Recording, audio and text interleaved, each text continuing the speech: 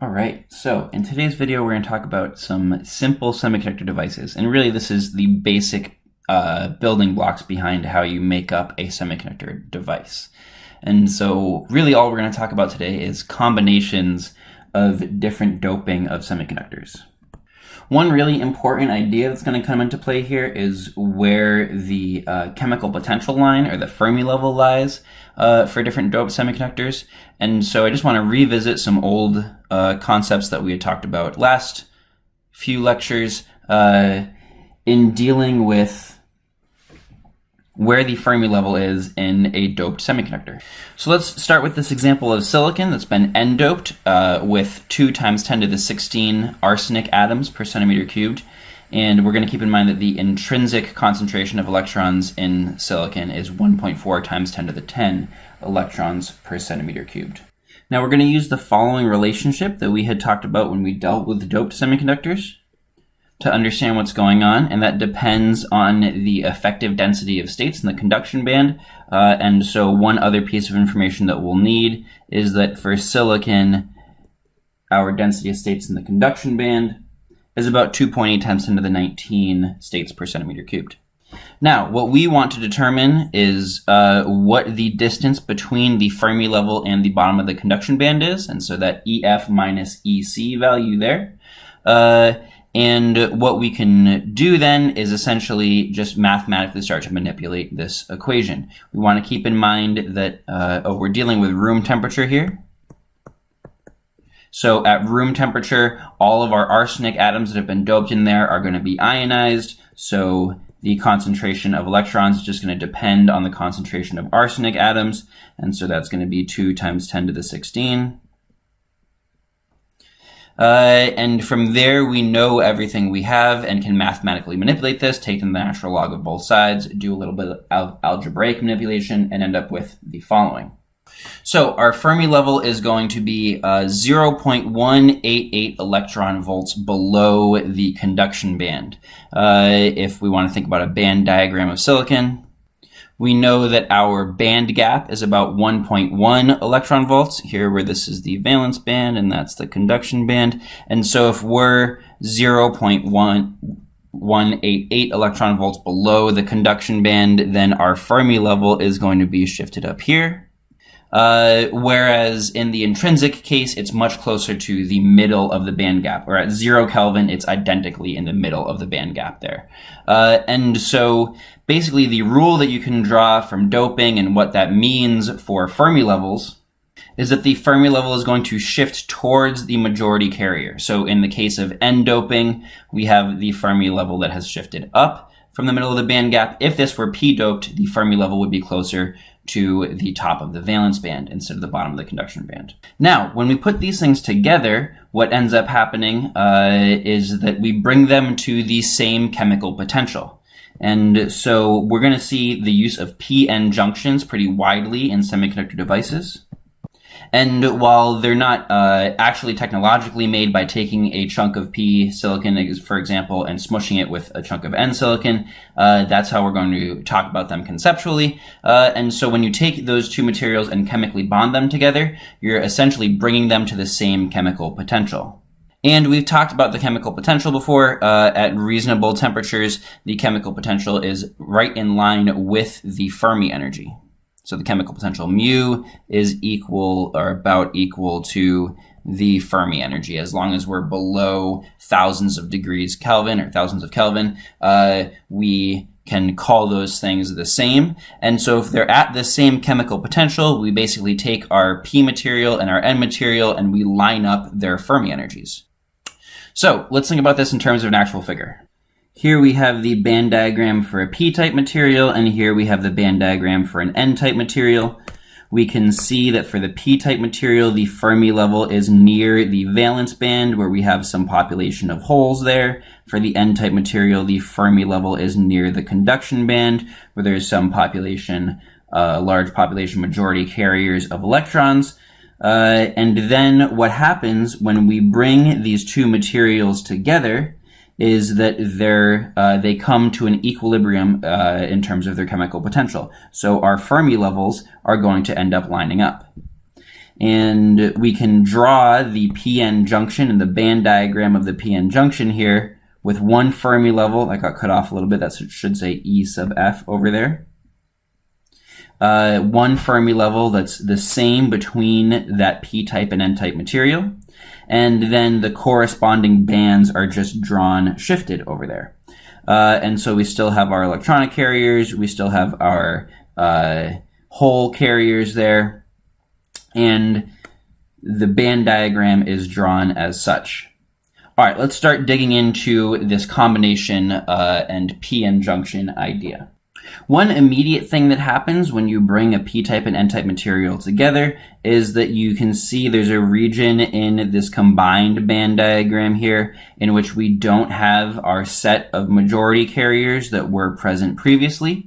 And basically the idea there is you have a bunch of electrons that are being combined with a bunch of holes right next to each other, and so you end up with, effectively, if you were to bring these two materials and just chemically bond them together, you end up with a bunch of recombination, and so you no longer have, in that middle region there, you no longer have an n-type or a p-type semiconductor, you have an intrinsic semiconductor, and we call that region the depletion region. And that's going to be electrically neutral.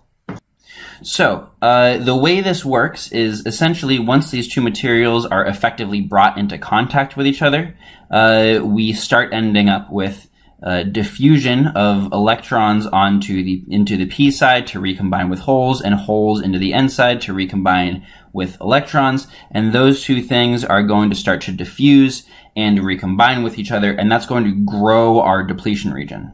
So our depletion region is going to start to grow outwards. As that depletion region grows, we're essentially setting up an electric field.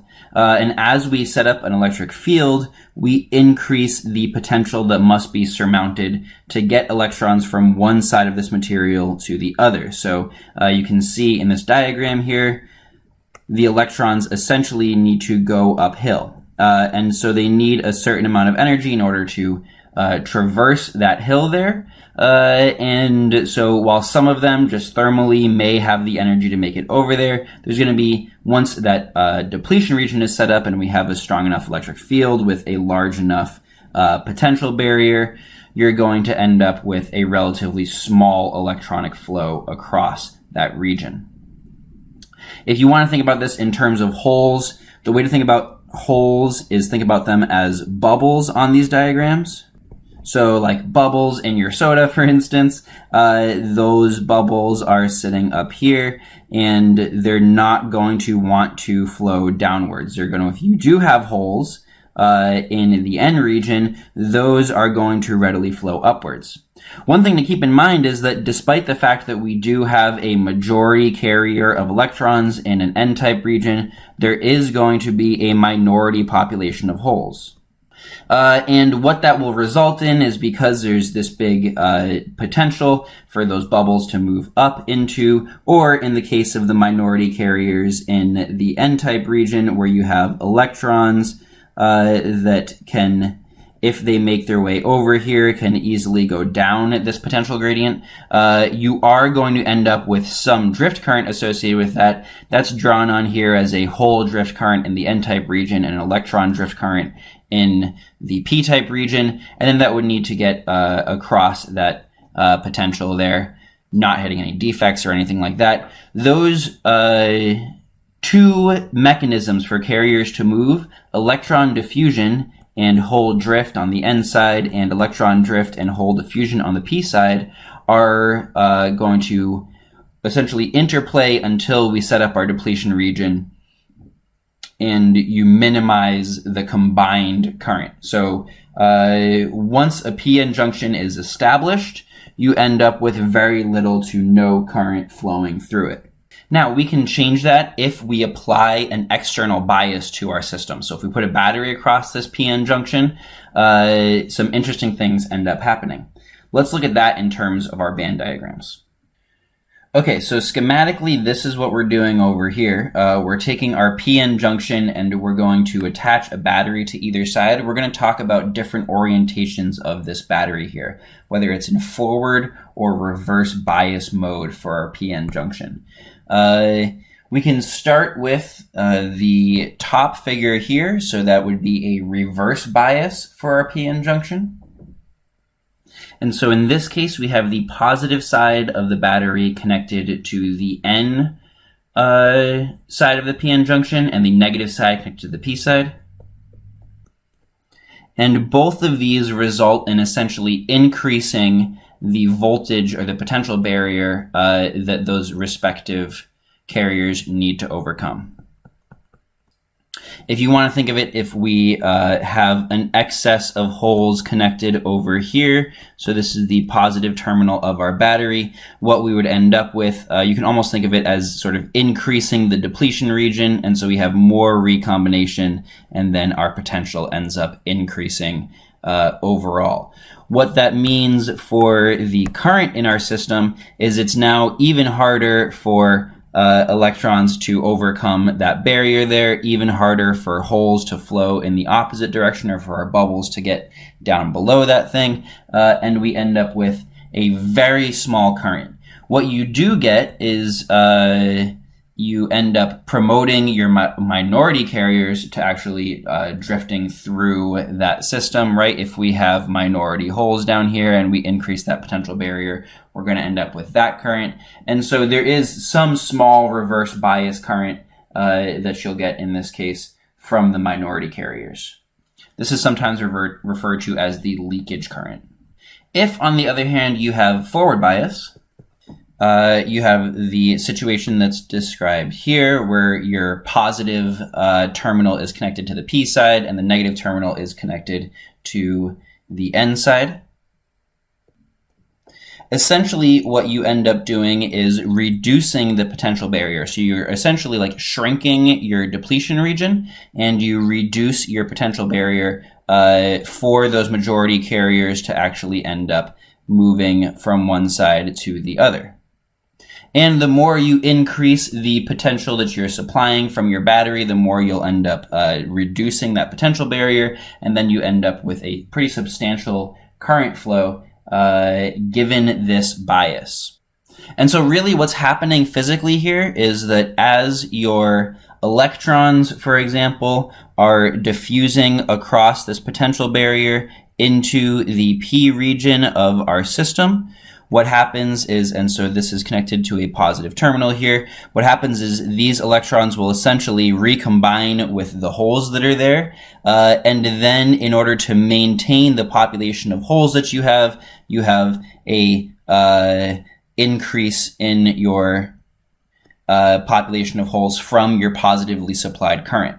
And so as electrons flow in this direction, and then end up recombining and have their whole population refed into from your positively supplied current, you essentially have an overall current of electrons that flows in this direction. But if you remember our current conventions that we have, we track the flow of positive carriers. So you're going to have an overall flow of positive carriers in the same direction as your bias. And so that's where you end up with your forward biased p-n junction that gives you a significant current flow in that configuration. So here's just a plot of that situation here. This is an IV graph, so current versus voltage.